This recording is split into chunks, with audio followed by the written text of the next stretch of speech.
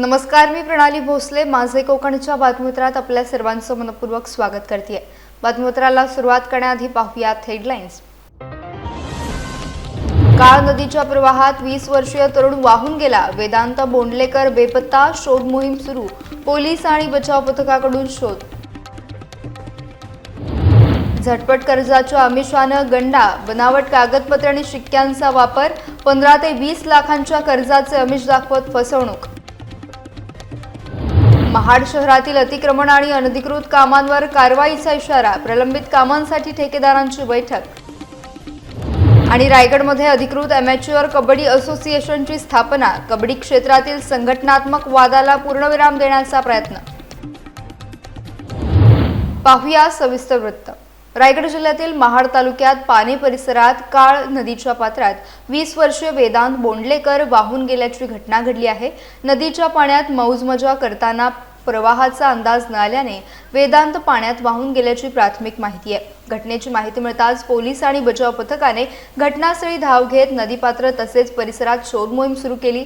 बेपत्ता तरुणाचा शोध घेण्यासाठी बचाव पथकाकडून प्रयत्न करण्यात आले, मात्र संध्याकाळ झाल्याने शोध मोहीम थांबवण्यात आली असल्याची माहिती बचाव पथकाकडून देण्यात आली आहे. दरम्यान पावसाळ्यात नदी, धबधबे आणि जलाशयांमध्ये उतरत असताना पर्यटकांनी विशेष खबरदारी घ्यावी असं आवाहन करण्यात येत आहे. दरम्यान महाड तालुक्यातील काही धबधब्यांवर जाण्यास बंदी असतानाही पर्यटक जात असल्याचा आरोप दहिवड गावचे ग्रामस्थ पांडुरंग महामुंडकर यांनी केला. तसेच बंदोबस्ताबाबत देखील त्यांनी प्रश्न उपस्थित केले आहेत.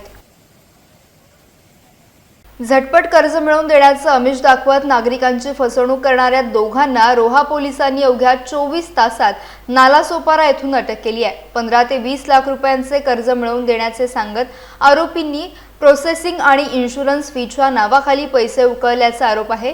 रोहा तालुक्यातील 70 वर्षीय लियाकत मोहम्मद खोत यांच्याकडून आरोपींनी 46,400 रुपये घेतल्याची तक्रार पोलिसांकडे दाखल झाली होती. विजयलक्ष्मी पतसंस्थेच्या नावाचा गैरवापर करून बनावट कागदपत्रे, सही आणि शिक्के वापरल्याचे तपासात समोर आले. तक्रार दाखल होताच रोहा पोलिसांनी 2 पथकं तयार करून तांत्रिक तपासाच्या आधारे ओमकार हटले आणि गौरव मळेकर उर्फ भालचंद्र पाळव यांना अटक केली. आरोपींकडून मोबाईल, वाहन, बनावट कागदपत्र आणि इतर साहित्य असा सुमारे 3.5 लाख रुपयांचा मुद्देमाल जप्त करण्यात आला. प्राथमिक तपासात आणखी 22 ते 23 नागरिकांची फसवणूक झाल्याचा संशय असून पुढील तपास सुरू आहे. आमच्याकडे रोहा पोलीस ठाणे हद्दीमध्ये 30 जुलै रोजी समर्थ फायनान्शियल सर्व्हिसेस या नावाने वेगवेगळ्या वृत्तपत्रांमध्ये एक जाहिरात पत्रक वितरित करण्यात आलं होतं. सदर जाहिरात पत्रकामध्ये वेगवेगळ्या संस्थांना, म्हणजे जसे महिला बचत गट असतील किंवा इतर काही व्यावसायिक असतील, यांच्यासाठी 5 ते 15 लाखापर्यंत कर्ज मंजूर करण्यात येईल अशी जाहिरात करण्यात आली होती व त्यामध्ये एक मोबाईल क्रमांक देण्यात आला होता.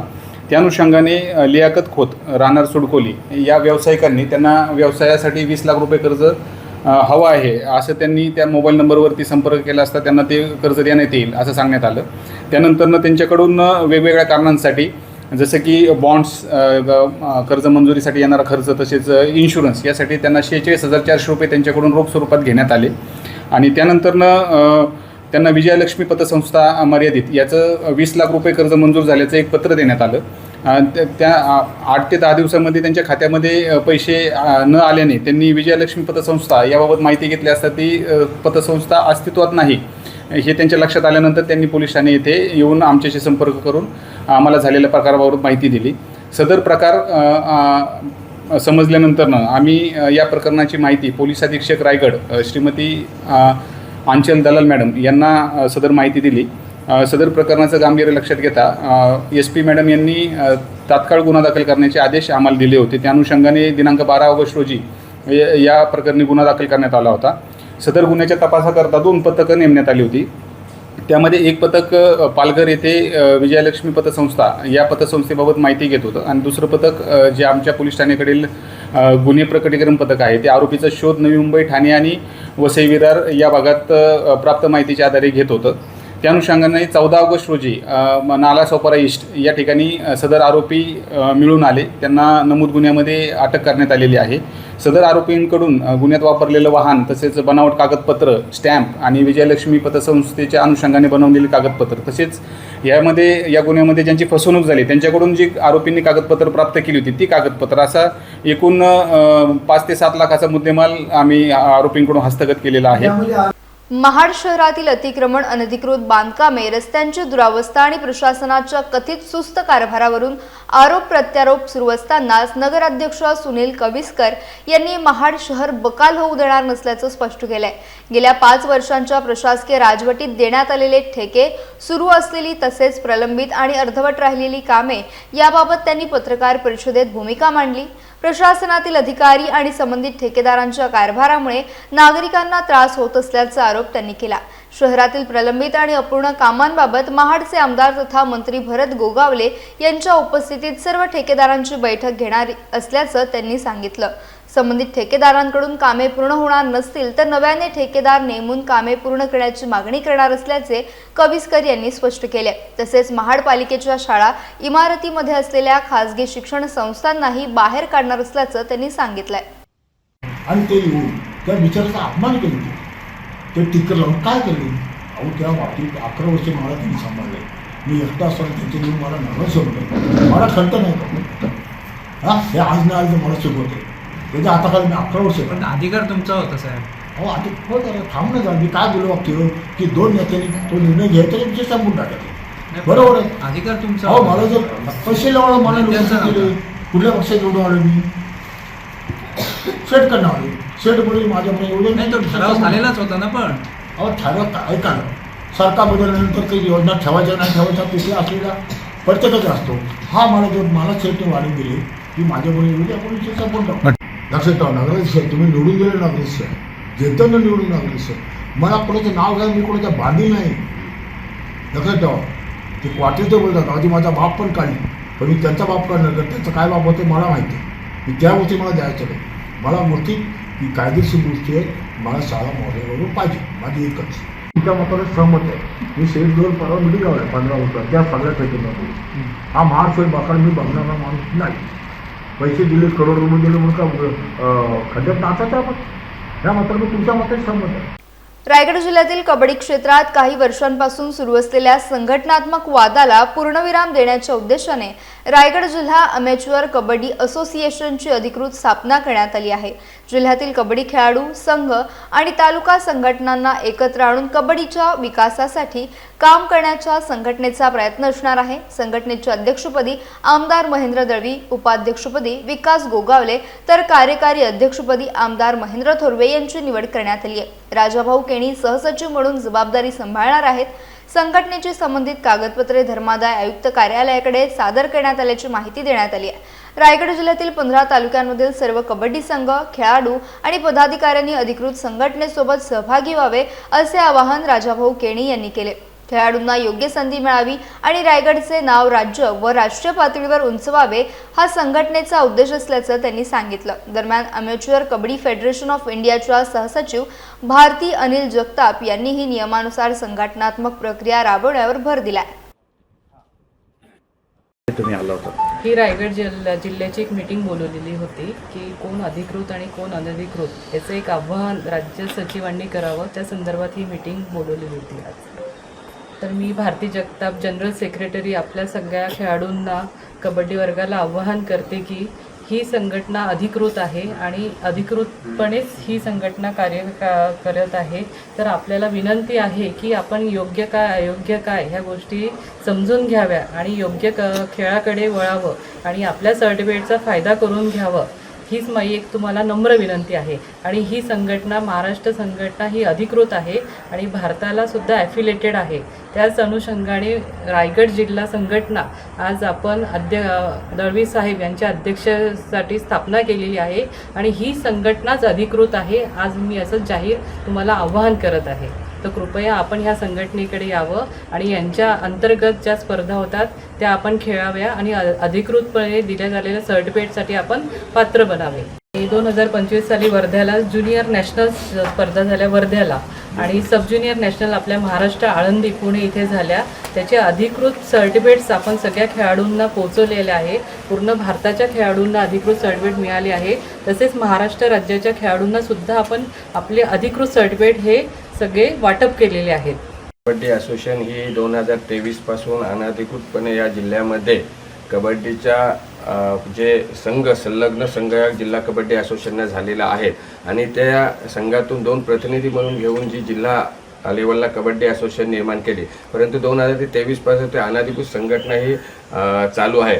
त्यामुळे या कोर्टामध्ये अनेक केसेस चालू होते आणि आज रायगड जिल्हा ॲमेच्युअर कबड्डी असोसिएशन ही अधिकृतपणे कबड्डी असोसिएशन स्थापन झालेले आहे आणि तसं पत्र धर्मादाय आयुक्तांकडे त्यांना तसं पत्र दिलेलं आहे आणि ह्या रायगड जिल्हा कबड्डी ॲमेच्युअर कबड्डी हे संस्था स्थापन झाली आणि या संस्थेचे अध्यक्ष आमदार महेंद्र शेठ दलवी आहेत आणि उपाध्यक्ष महेंद्र थोरवे साहेब आहेत, विकासजी गोगावले साहेब आहेत आणि मी स्वतः सचिव आहे आणि अशी अधिकृत संघटना इथे स्थापन झालेली आहे आणि या जिल्ह्यातील सर्वच मी कबड्डी खेळाडूंना आणि कबड्डी संघांना मी नम्रपणे विनंती करतो की या अधिकृत संघटना आपण स्थापन झालेल्या अधिकृत संघटनेमध्ये या आपल्या प्रत्येक 15 तालुक्यातील पूर्ण जिल्ह्यातील सर्व संघांनी या अधिकृतपणे जी कबड्डी असोसिएशन स्थापन झाली आहे त्या संघटनेमध्ये तुम्ही सर्वांनी सामील होऊन आपण आपल्या गावाचा आणि खेळाडूचा आणि संघाचं नाव उज्ज्वल करण्यासाठी हा अधिकृत स्थापन झालेला कबड्डी असोसिएशनच्या बाजूने तुम्ही उभे राहा अशी मी सर्व जिल्ह्यातील खेळाडूंना विनंती करतो।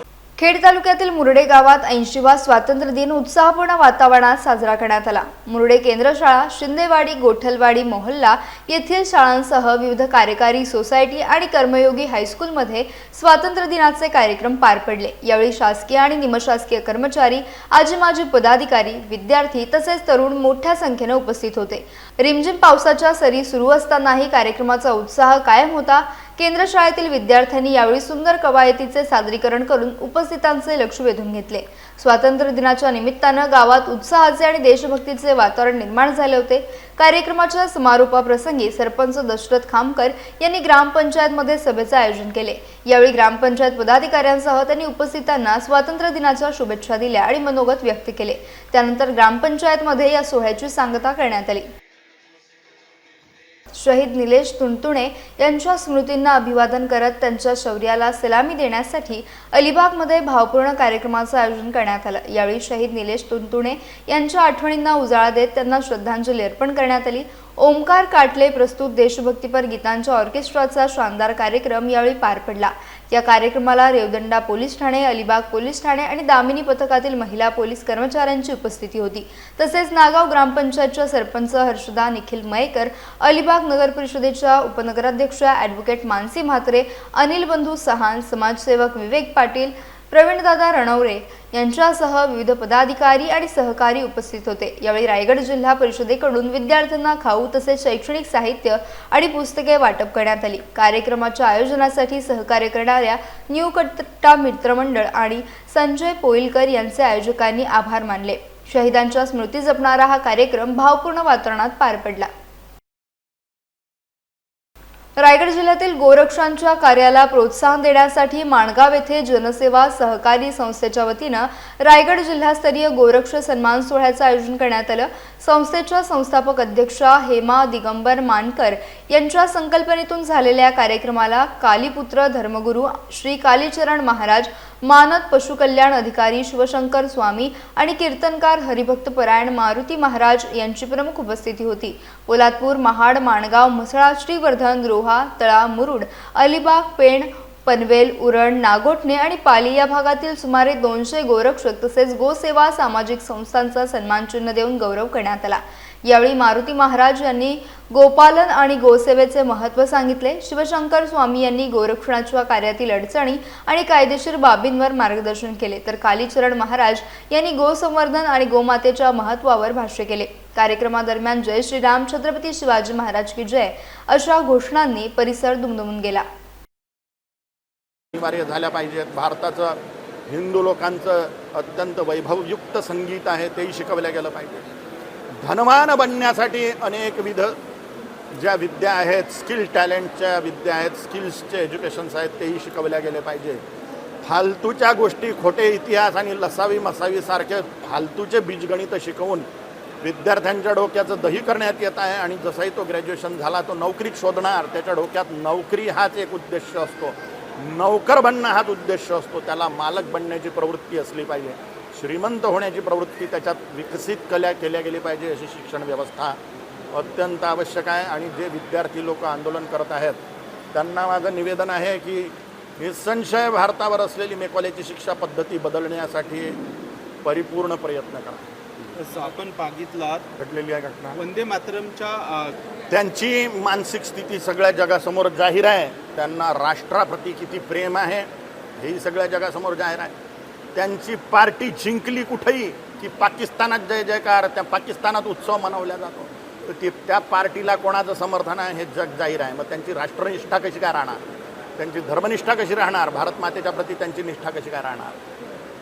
जनता समजदार झालेली आहे आणि ह्या सगळ्या त्यांच्या कर्मातून दिसून राहिलं त्यांना भारताबद्दल प्रेम आहे की पाकिस्तानबद्दल. लपवले का जात आहेत याचं तर माझ्याजवळ काही उत्तर नाही आहे. पण भारतात हिंदू अल्पसंख्यक होत चाललेला आहे. हिंदूंची लोकसंख्या भारतात 94 करोड आहे, मुसलमान 56 करोड झालेले आहेत. आणि मुसलमानांचा लेकरं पैदा करण्याचा ॲव्हरेज 2/10 आहे. एक जोडा 10 लेकरं पैदा करून राहिलेला आहे. हिंदूंचा एक जोडा 1 लेकरू पैदा करून राहिला आहे. 2/1 असे हिंदू घटून राहिलेले आहेत आणि मुसलमान 2/10 असे 10 पट वाढून राहिलेले आहेत. याचा विचार हिंदूंनी केला पाहिजे. जर हिंदूंची लोकसंख्या अशीच घटत राहिली तर मुसलमानांनी निसंशय गजवा करतील आणि सगळ्या हिंदूंना जबरन धर्म सोडवून मुसलमान बनवण्यात येईल. या संकटाकडे हिंदूंनी लक्ष दिलं पाहिजे आणि कमीत कमी 2/2 तरी जन्माला घाला हिंदूंनो. नाही तर संन्याशी होऊन राष्ट्रकार्य धर्मकार्य करा. लग्न करत असाल आणि फक्त अय्याशी करण्यासाठी लग्न करत असाल तर तुमच्या पितरांना पिंडदान कोण करणार, तुम्ही मेल्यावर तुम्हाला पिंडदान कोण करणार. म्हणून जनसंख्या वृद्धी करणं हिंदूंना अत्यंत आवश्यक आहे. धर्मरक्षणासाठीही आणि लोक परलोकाच्या हिंदूंच्या संरक्षणासाठीही, हिंदूंचा लोक परलोक सुधारण्यासाठीही. यासह बातमीपत्रात वेळ झाली इथेच थांबण्याची. भेटूयात नवीन बातमीपत्रासह. तोपर्यंत तुम्ही कुठेही जाऊ नका. पाहत राहा फक्त माझे कोकण.